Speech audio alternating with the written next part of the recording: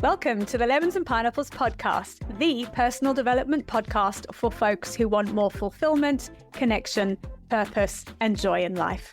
I'm your host, Emma O'Brien, a no-nonsense coach, a seasoned entrepreneur, photographer, rescue dog mum, and happy life enthusiast. Each week on the podcast, I share tools, tips, and strategies, amazing guest interviews, and uplifting conversations that will help you improve all areas of your life. Let's dive in. Hi folks, a very warm welcome to season 4, episode 12 of the Lemons and Pineapples podcast with me, Emma O'Brien. Today I'm going to be talking to you about the witch wound and how collective trauma is keeping you stuck. So what is the witch wound? I was so fascinated when I found out about this, and so many things in my life and the way I feel about things and the way I show up for myself or don't show up for myself all kind of made sense. And I got introduced to this through a book called Heal the Witch Wound by Celeste Larson. So it's a book that, if this piques your interest, I highly, highly recommend getting hold of and reading, or I listened to it on Audible. And effectively, the witch wound is an inherited collective trauma that is rooted in the dark history of the burning times. I'm going to talk more about that. And it manifests as a fear of being seen, a fear of speaking up, a fear of being in your full power as a woman. Which I think we can agree, we live in a society that doesn't always celebrate powerful women, doesn't always back powerful women, and it's a society we live in that often tends to try and tear down powerful women. So let's talk more about this. So the burning times were a pretty catastrophic period in history that started in around 1450 and finished in around 1750, where women were essentially persecuted for healing gifts, midwives, herbalists, for if they were independent, if they were financially independent, women were gone after. And if people accused them of being a witch, they were put on trial, and often they were either burnt alive at the stake after having been tortured for a while, just to really make it hit home, or they were drowned. There was all sorts of things that happened. I talked in episode 10 about intergenerational trauma. And the witch wound is something that has come down through our ancestral lineage. So we carry that as a genetic conditioning, if you like. And it's also something that we have learnt from the conditioning we have seen in the environmental structures we have lived in, often from other women and often from men and their view of women. We pick up all of these things unconsciously, especially when we are small, and they shape and determine the way we view the world and the way we show up in the world. So I think it's safe to say, and it's not funny, but I'd sort of say it with a bit of humor, is that if anybody was hunting for witches now and they came into my house, they would literally open the front door and be like, oh yeah, you're definitely one of those, let's round that up, before they'd seen the tarot cards or the plants or the shamanic altar or the crystals or the animals that I talk to repeatedly or the parrot that mimics me. This was something that in the burning times, one of the ways that you could spot a witch was if people were seen talking to animals. Whoops. If people were, doing things with plants. Financially independent women, big problem, big threat. I think there was also something in the burning times about women weren't allowed to get together and talk because, the horror, dangerous women all together talking. I mean, it's absolutely crazy how, and you can see how the patriarchy has just risen out of, let's just keep women small because they're dangerous. And we probably are if we were allowed to have all the power that we would like. Anyway, it meant that women turned on each other. Women were often tortured and really forced to give up other women. If they weren't, they were threatened with their families being hurt, their children, their homes, everything else. I mean, it was absolutely horrendous. And there will be lots of women who were having nothing to do with any form of witchcraft, which might mean just having a vegetable garden. Some men were also rounded up as well. So lest we forget that it wasn't just women, but it was majority of women. And this is something that we as women carry. We have had this come down our ancestral line, and it shows up now. It doesn't show up as people chasing after us with pitchforks, but it shows up in playing small. It shows up in being afraid to manage money, of handing over the management of money to men or other people, not taking responsibility for it.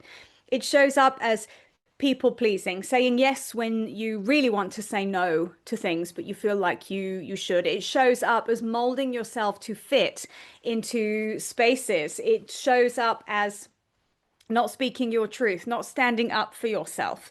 It shows up as feeling guilty for putting yourself first. The amount of women I coach who come to me and they are frustrated and fed up and want something else out of their lives. But the question is, shouldn't I be grateful for what I've got? Should I really ask for more? What will people think if I exit this marriage that I don't really want to be in anymore? But can I make it on my own? Am I going to be okay? The stigma of if you're not in a relationship as a woman, what's wrong with you? All of these things play out now, and they are all symptomatic of this collective ancestral trauma that has been handed down to us.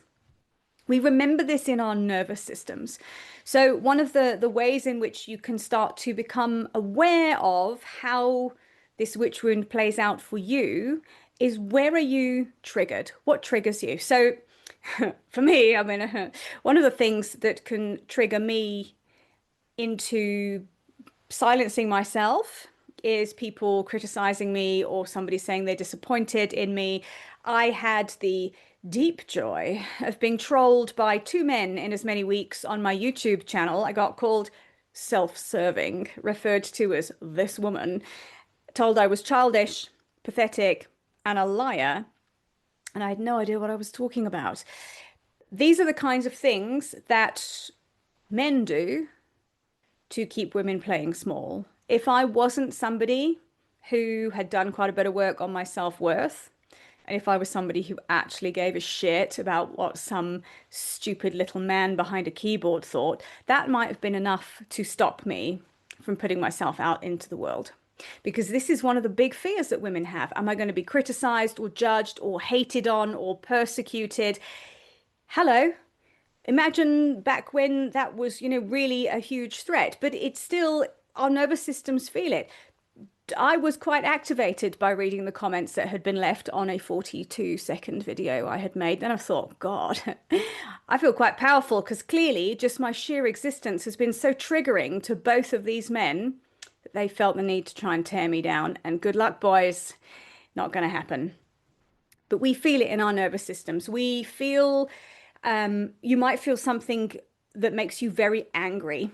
So something that I get very, very triggered by is my husband thinks it's really hilarious to keep making jokes about when I'm going to make him a lunchbox. And the answer is never, because I am not the kind of woman who makes a lunchbox for a man. But I find it very triggering, because for me, it's a joke, but it's a joke that feels like it's a way of trying to diminish me. And I don't think that's true, but something in me is very triggered by that. Are you trying to make me play small? Would you like me to get back into my box? Because I'm not going to. I'm not here to serve you as a man, even though you're my husband. I'm not here to serve you. But you'll notice if you start to pay attention to specific things that trigger you. So whether that is a flight response that's triggered in your nervous system when somebody says to you, well, you're really good at writing, and why don't you put a blog out there? Why don't you start a website and put a blog out there? And a part of you goes, oh, I'd really love to do that, but what might people say? What if someone's horrible to me? What if I get trolled? And it is a growth edge to start to recognize those things of, where does that come from? And what do I need to do to heal that? So you can start to pay attention. Where are you activated? What triggers you? What activates your nervous system? What makes you angry? And just start to notice. You can start to notice over the course of the next week, what thoughts and beliefs do you have that keep you playing small? What thoughts and beliefs do you have that stop you from speaking out, that stop you from voicing your needs? Women should just be quiet and women should live in the kitchen. Women should be good girls. The good girl archetype is a big one as well. Society celebrates women who look nice but don't say very much. Kate Middleton is the perfect example. I think she's fantastic, but she doesn't really have much of an opinion. She doesn't really talk about anything. She is not outlandish with anything. She doesn't take a stand on anything. So nobody's horrible to Kate Middleton. If you look at the UK press with how they have behaved towards Meghan Markle compared to Kate Middleton, Meghan Markle's outspoken. She's an independent woman. She wants her own career. She took a stand against the royal family, whether you agree with it or not. She doesn't comply, and society doesn't like it. That is witch wound playing out right there. So, how do we start to heal the witch wound that we may be carrying and heal the behaviors and heal the patterns and heal the places where we don't stand out and really go for it because we are afraid of the consequences? Even if the consequences are some twit trolls you on YouTube. I mean, who cares? Thanks for the engagement is kind of the way I look at it, to be quite honest. So notice it, pay attention to it. How is it showing up for you? This is a really good place to start to journal around this and start to journal around your feelings, your insights, your awarenesses, your beliefs, your thoughts, and start to notice.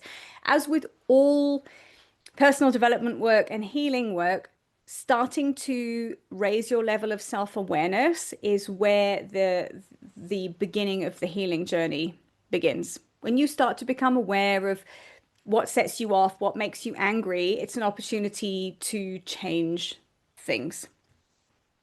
Nervous system regulation is a fantastic thing to do. Like I've said, often this ancestral stuff where we will be very triggered by something that happens and you'll have a nervous system response of some fight or flight, or maybe fawn, which is always when we get into people pleasing, or maybe freeze. We're just like, I don't know what to do, so I'm not going to do anything. I'm going to procrastinate and sabotage myself. Notice when those nervous system states get activated.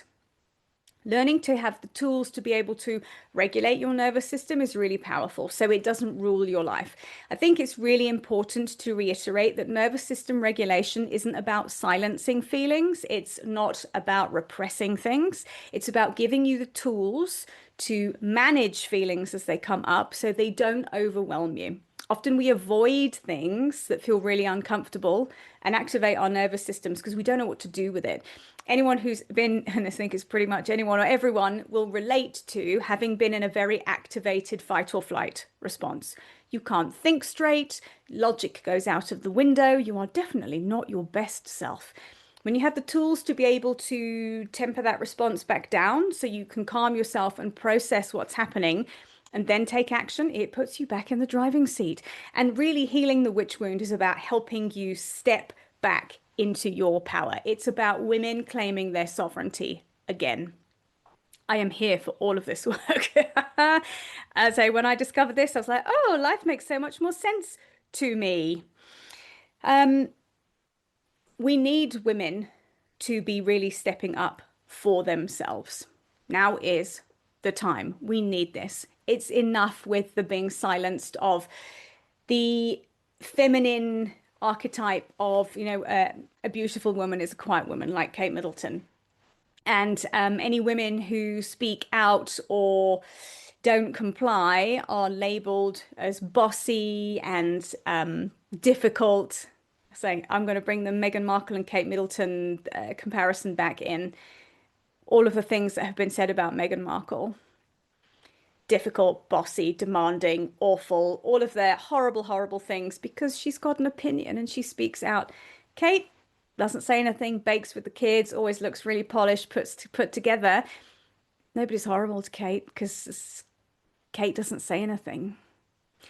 This is not the society we should be raising our daughters in or our sons in, quite frankly. So it is time to change it. I highly recommend getting a hold of Celeste Larson's Heal the Witch Wound book to find out a little bit more about this. It made me very sad. I listened to it on Audible. Very sad listening to what happened to women. I mean, it was the torture and the taking away of everything. I think the one thing that sat with me, and I went, oh, I can understand why having the prospect of having money and being financially independent is a little bit scary for me, is the one thing that used to happen in the burning times of women who were financially independent. God forbid you had your own house, you didn't share it with a man. If those women were called out as being witches, and often they were taken from their houses and put into prison. And the powers that be would then seize their home and their money as payment for their jail time before they set fire to them. That is, if you are a woman who is afraid of her own power, who fears success, what happens if I get really good at this and I make loads of money? What are people going to think? What if someone takes it from me? Notice as things come up and make a note of them, because they are places for you to start to do some healing work. So if this has resonated, I would love to hear from you. I'd love for you to send me a message and let me know what you thought of the podcast episode. You can send a text message in the show notes. You can send me a DM on Instagram. It's at Emma O'Brien Coach. And of course, if you are ready to step into your sovereignty, if you are ready to stop playing small, if you are ready to stop denying yourself the things that you want, I would like to hear from you. You can book a free connection call with me in the link in my bio, and we can talk about how to get you out of the trap of being stuck in smallness and to really step into your power and create the life that you want. Thank you for listening to today's episode, folks. I will see you in the next one. Bye for now. Thank you for listening to today's episode. If you've enjoyed it, please leave me a 5-star rating and a review, and make sure you share this episode with a friend who you know will also enjoy it. I'd love to connect with you on Instagram. Please drop me a DM and say hi at Emma O'Brien Coach. And for more information about coaching with me, please head to my website, which is emmaobrien.coach.com.